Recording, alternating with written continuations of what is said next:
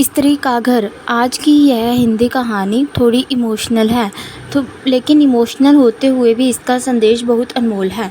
आपकी आंखें थोड़ी नम करने के साथ साथ आपके दिलो दिमाग पर यह कहानी छाप छोड़ दे जाएगी, इसलिए इसे एक बार पूरी ज़रूर पढ़िए। तुम्हें कितनी बार बताया है, मेरे तैयार होने से पहले मेरा नाश्ता तैयार हो जाना चाहिए, लेकिन शादी के 25 सालों बाद भी मुझे क्यों बार बार एक ही बात बतानी पड़ती है। लगता है तुम्हें क्या है, तुम तो आराम से घर रहोगी, मुझे काम पर जाना पड़ता है। तुम तो हमेशा बेवकूफ़ों जैसी हरकत करती हो। अगर तुम यह जानबूझकर करती हो तो याद रखना, मुझसे बुरा कोई नहीं होगा। आज भी पश्चात का पारा चढ़ा हुआ है। इन कटु शब्दों में अपना गुस्सा उतारते हुए, गीला तौलिया कुर्सी पर फेंकते हुए प्रशांत गुस्से से लता की तरफ देखने लगा। लता के लिए प्रशांत का यह बेवजह का गुस्सा कोई नई बात नहीं थी। वह महीने में 3-4 बार ऐसे ही लता पर बरस पड़ता था। पहले लता इसका विरोध किया करती थी, लेकिन जब कई सालों तक प्रशांत ने कोई बदलाव नहीं दिखा तो लता ने खुद को ही बदल दिया। अब प्रशांत के कुछ भी कहने पर लता को कोई फ़र्क नहीं पड़ता था। प्रशांत की हर बात को वह चुपचाप सिर नीचे झुकाए सुन लेती थी। शादी के पहले 5 साल तक लता ने पूरी कोशिश की थी कि प्रशांत को बदला जाए, लेकिन फालतू का गुस्सा करना और बाद में लता को भला बुरा कहना, यह मानो जैसी उसकी आदत बन गई थी। कोई भी वाद विवाद होता तो प्रशांत सीधा लता को बोल देता, अगर मैं तुम्हें अच्छी नहीं लगती हूँ तो क्यों नहीं जाती अपने मायके, क्यों रहती हो मेरे साथ। इतना सब कुछ होने के बावजूद लता प्रशांत के साथ रहती थी, क्योंकि उसे अपनी बेटी की फ़िक्र थी।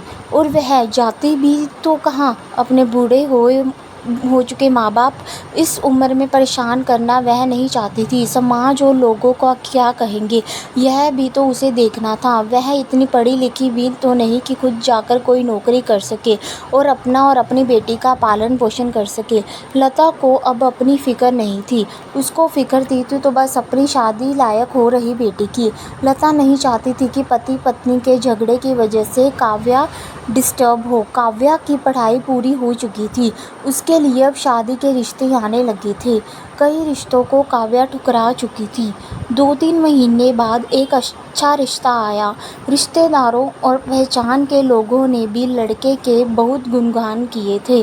प्रशांत का शाम अपनी बेटी के पास बैठकर उसने बताने लगा, काव्या बहुत अच्छा लड़का है, पढ़ा लिखा है, बड़ा घर है, बहुत अच्छी नौकरी है। ऐसे रिश्ते बार बार नहीं आते बेटा, इस बार मना मत करना। काव्या अपने पिता से ज़्यादा बात नहीं करती थी, शायद डरती थी या शायद नफ़रत करती थी, लेकिन आज वो अपनी पूरी हिम्मत इकट्ठा कर बोली, मुझे अभी शादी नहीं करनी है पापा, मैं नौकरी करना चाहती हूँ, खुद अपने पैरों पर खड़ी होना चाहती हूँ। हाँ तो उसमें क्या बड़ी बात है, मैंने लड़के की बात की है, वह तुम्हें किसी बात के लिए नहीं रोकेगा। तुम शादी के बाद भी नौकरी कर सकती हो, वह तुम्हें नौकरी के लिए परमिशन दे देगा। प्रशांत बोला, मेरा नौकरी करना या ना करना उसकी परमिशन पर क्यों डिपेंड रहेगा पापा, काव्या ने पूछा। मैं कह रहा हूँ ना कि तुम्हें किसी भी चीज़ की कमी नहीं होगी वहाँ। ऐसे रिश्ते बार बार नहीं आते, इसे ठुकरा मत, बहुत परेशानी रहेगी तुम वहाँ, बहुत खुश रहोगी तुम वहाँ। प्रशांत बोला, पापा क्या मैं उतनी ही खुश रहूँगी जितनी मम्मी इस घर में खुश है, काव्या ने तर्ज कसते हुए कहा। आगे की कहानी बहुत इंटरेस्टिंग में होने वाली है। आज तुम्हारी ज़ुबान कुछ ज़्यादा नहीं चल रही, प्रशांत गुस्से से आंखें बड़ी करते हुए बोला। पापा मुझे शादी नहीं करनी है, क्योंकि शादी के बाद अगर वह लड़का आपके जैसा निकला तो मैं क्या करूँगी। मुझे आपके जैसा जीवन साथी नहीं चाहिए जो बिना बात के मुझ पर हमेशा चिल्लाए। मुझे कुछ भी अपनी पसंद का लेना हो तो 10 बार सोचना पड़े, कहीं वह नाराज़ ना हो जाए।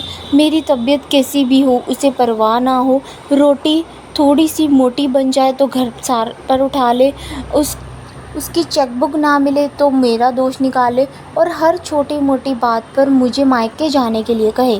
काव्या अपना दिल खाली करते हुए पापा से यह सब कह रही थी। प्रशांत का गुस्सा 7वें आसमान पर था, लेकिन उसके मुंह से एक भी शब्द नहीं फूट रहा था। वह काव्या की बातें सुन रहा था। काव्या उतना ही बोलकर चुप नहीं हुई। आज पहली बार वह अपने पापा के सामने इतना कुछ बोल रही थी। पापा, अपने माँ के साथ हमेशा गलत व्यवहार किया है। आप अपने ऑफिस का गुस्सा बिना सोचे समझे माँ पर उतार देते हैं। कभी इस बात की परवाह भी नहीं करती कि उन्हें कैसा लगता होगा। आपकी बातें सुन सुन माँ ने अपना स्वाभिमान खो दिया। प्रशांत आज पहली बार अपने लिए बर्तावों को महसूस कर पा रहा था। इतना ही बोल पाया, जो तुम्हारा मन है वो करो, मैं तो इतना बुरा हूँ ना। काव्या ने प्रशांत का हाथ पकड़ा और बोली, पापा, मुझे सिर्फ एक सवाल का जवाब दे दो। क्या आप चाहोगे कि मेरा पति आपके जैसा हो? अगर आपका जवाब हाँ है तो कर दीजिए मेरा रिश्ता आज ही, और ना है तो मुझे आत्मनिर्भर बनने दीजिए। प्रशांत कुछ भी ना बोल पाया और वहाँ से चुपचाप बाहर चला गया। आज उसे लता के सामने जाने में शर्म आ रही थी। चलते चलते उसकी आंखों से आंसू बह रहे थे। प्रशांत ने आज से अपने आप को बदलने का निश्चय किया। अगले दिन से लता ने फिर अपने पति में काफ़ी बदलाव देखा।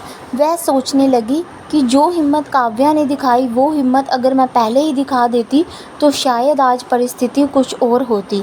अब काव्या पढ़ लिख कर अच्छी नौकरी करने लगी थी और 3 साल बाद उसके लिए एक अच्छा रिश्ता आया और उसकी विदाई पर प्रशांत बोला, बेटा, तू हमेशा खुश रहेगी क्योंकि तेरा पति तेरे बाप जैसा नहीं है। प्रशांत की यह सब बात सुनकर काव्या की आंखों से आंसू बहने लगे। दोस्तों, हमारे समाज में औरतों को भले ही देवी का दर्जा दिया जाता हो, लेकिन वह स्वतंत्रता नहीं दी जाती। उन्हें देनी चाहिए। उन्हें बचपन से ही बताया जाता है कि वह पराया धन है। स्कूल से आने में देर हो जाए तो पिटाई मिलती है। मोबाइल पर बातें करते हुए दिख जाए, जो खिड़की से झांकते हुए दिख जाए तो शक किया जाता है। माँ बाप का घर तुम्हारा नहीं है, पति का घर ही तुम्हारा है। जीवन भर यह बात बता कर ससुराल भेज दिया जाता है और एक दिन किसी छोटे मोटे झगड़े में ससुराल वालों से उन्हें सुनना पड़ता है कि इस घर को छोड़ दो और मायके चली जाओ। अब आप ही बताओ दोस्तों, ऐसी स्त्रियों का सच्चा घर कौन सा है? आखिर वह किस घर को अपना कहे? हमेशा की तरह पूरी कहानी पढ़ने के लिए आपका धन्यवाद। दोस्तों, उम्मीद है यह कहानी आपके दिल को छू गई होगी। ऐसे ही सीधे